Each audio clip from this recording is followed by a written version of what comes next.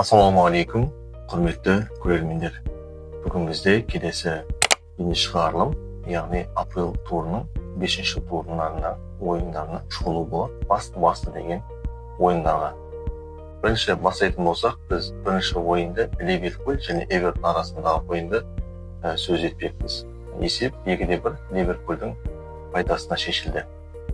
Жалпы Ливерпуль ойынды басынан бастап бірінші таймда өзінің дегендеріне көндіріп, басымдықты алғысы келді, әрине алды да. Жалпы Ливерпуль сапында Гравенберг 10-ші минутта гол соқты, одан кейін 29-ші минутта Экитике керемет пасты қабылдап, әдемі гол соқты. Қазіргі Ливерпульде бомбардирлердің тізімінде бұл Экитике 3 гол басымдылықпен бомбардирлер сапында 4-5-ші орында. Ал Эвертон сапынан 58-ші минутта Гея әдемі гол соғып, есепті қысқартты, бірақ ойынның соңына дейін есеп 2-1 есебін аяқталды. Жалпы статистика бойынша Ливерпуль Эвертон арасында Ливерпуль 11-9 соққымен аяқталды, ал доп ұстау көрсеткіші бойынша 58-40, яғни қатты айқын басымдылық ешқандай да көрінген. Жалпы Ливерпуль өзінің лидерлік қасиетін, лидерлік ойыны, статистикасын сақтап қалды, және қалған өзге де командалардан, Арсеналдан болсын, басты қарсыластары олардан 5 ұпайға алға шығып кетті. Жалпы екінші ойынға келетін болсақ, бұл Брайтон мен Тоттенхэм арасындағы ойын, есеп 2-2. Брайтонның ойыншысы Менте 8-ші минутта және 31-ші минут аралығында гол соқты. Ал Тоттенхэм сапынан Андраде 43-ші минутта гол соқты және ойын аяқталар уақытта Ван Хекке 82-ші минутта өз қақпасынан гол соғып алды. Осылай есеп 2-2 аяқталды. Жалпы Брайтонды білесіздер, өткен маусымда өте қауқарлы команданың қатарына енді, 6 команданың қатарына енді. Осы себепті бұл жолы да сол Тоттенхэммен тоғырлы дейміз, Тоттенхэммен есеп теңестіріп, осындай тең дәреже ойын көрсетті. Жалпы Тоттенхэм қазір кестеге қарайтын болсақ, кестеде 3-ші орында 10 ұпаймен, Арсеналдан кейінгі 3-ші орынға жайғасты. Яғни 5-ші турдан кейінгі ойындарда.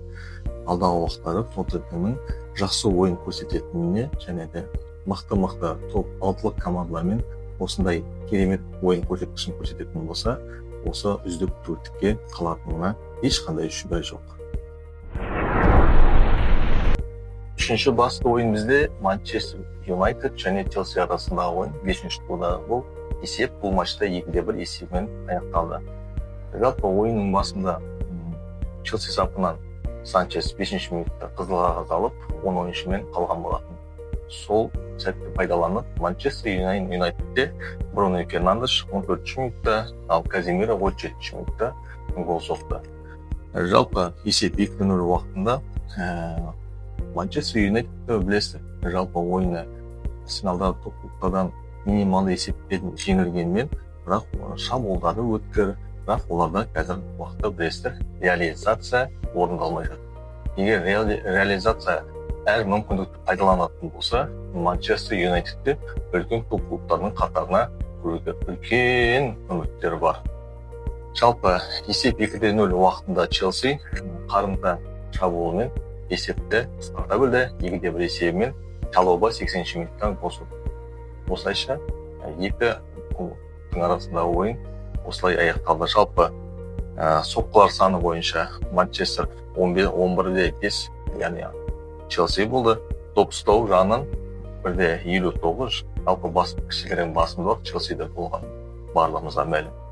Жалпы алдағы уақытта Манчестер Юнайтедті және Челсиді білесіздер, осы өздерінің бұрынғы дәрежесі, ұлы дәрежелеріне жеткісі келетіні, үлкен потенциалы бар екені әр ойыннан белгілеп отырды. Жалпы сәттілік тілейміз.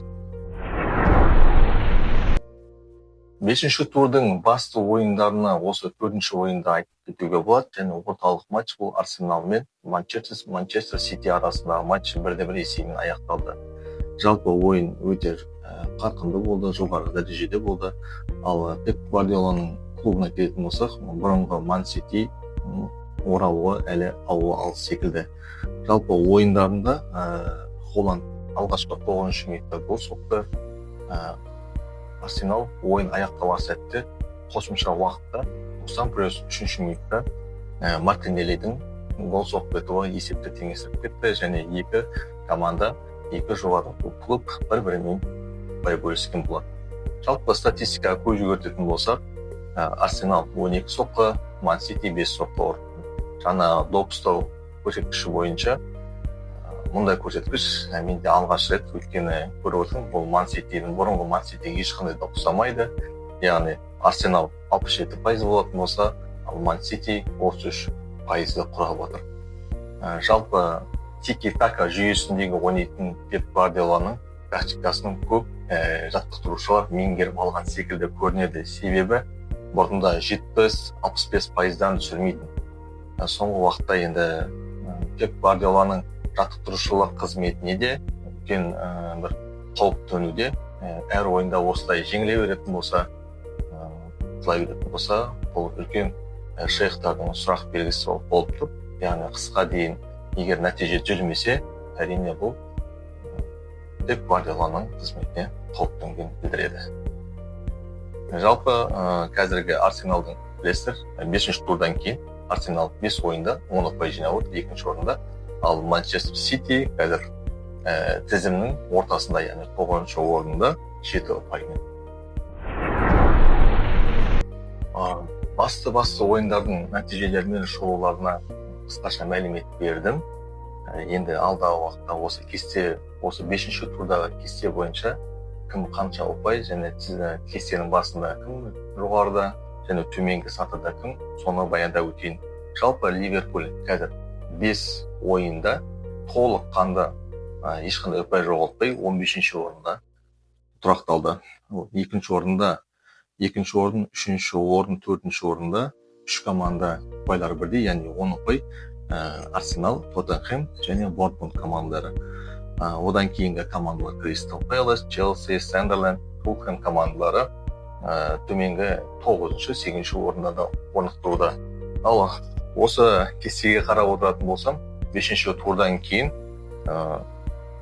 аутсайдер дейді ғой, аутсайдер командалар 18, 19-ші, 20-ші орындарда қазір тұрақталып отырғанда Астон Вилланың 3 ұпай алып 18-ші орында тұруы көзге үйреншікті емес секілді. Себебі Астон Вилланың ойын білесіздер, осы топ клубтармен өткен жылдары 23-24 сезондарда кезеңдерде жақсы өнер көрсеткен болатын. Алдағы ойында Астон Виллаға да жоғарылауына жақсылық, сәттілік тілейтін боламыз. Жалпы клубтардың осы қай клубтарға жанкүйер боласыз, пікір қалдырыңыздар. Қазақ тілді арнамызды 1000 оқырманға жетуге ат салысып кеткендеріңізге тілейміз. Сіздерге рахмет, мына қолдап жатқандарыңызға жалпы.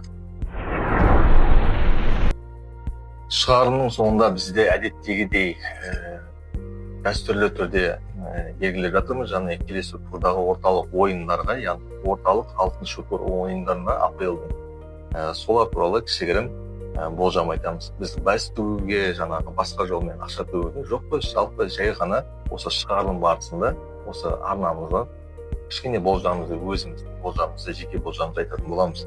Басты ойын 6-шы тур АПЛ ойындарында бізде Брентфорд және Манчестер Юнайтед арасында ойын. Біз бұл есепте Брентфорд, Манчестер Юнайтед, Брентфорд 1 гол соғады, Манчестер Юнайтед 2 гол соғады деп 1-2 деп белгілеп қойдық. Одан кейінгі орталық ойын бізде Челси мен Брайтон, яғни Челси 3 гол соғатын болса, Брайтон 1 гол соғып қанағаттанатын болады деп есептеймін. Өйткені себебі қазір Челси жеңілдеп қатын ала бастады. Ал бұдан кейін 3-ші турдың басты ойындары бұлар Кристал Пэлас пен Ливерпуль қонаққа баратын болады. Яғни Кристал Пэлас 2 гол соқса, Ливерпуль 3 гол соғады деп, ұтады деп, осындай құраммен ұтады деп сеніп отырмыз. Одан кейінгі ойын бізде Ман Сити және Бернли арасындағы матч. Білесіздер, Ман Сити қазір жайлап өте төмен дәрежеде емес, енді бір қалыпты ойнауда, ал Бернли болса тізімнің соңында қазір 4 ұпаймен. Сол себепті біз бұл есепті Ман Сити 3 гол соғады, Бернли гол соғады деп күтіп отырмыз. Одан кейін Ньюкасл мен Арсенал арасындағы ойын, бұл жерде 1-2 есебі тіркеледі деп Арсеналдың ұтысына болжап отырмыз. Соңғы ойын, басты ойындан бірі бұл Тоттенхэм және Вулверхэмптон арасындағы ойын. Ньюкасл орта деңгейлі және жоғары орташа деңгейде ойын көрсетуде, өздерінің шабуылшы есіктің келіне байланысты шамалы әсіреген белгіленеді. Ал Вулверхэмптон болса, қазір тізімнің соңында, яғни 20-ші орында аутсайдер команда. Тоттенхэм бұл жерде 3-0 есебімен Вулверхэмптонды жеңеді деп болжап отырмыз. Жалпы баршаларыңызға қолдауларыңызға рахмет. Егер шығарылым ұнаса, тіркеліңіздер, біліп басыңыздар. Алдағы уақытта АПЛ-дың жылдарын осылай қорытындылап шолып отыратын боламыз.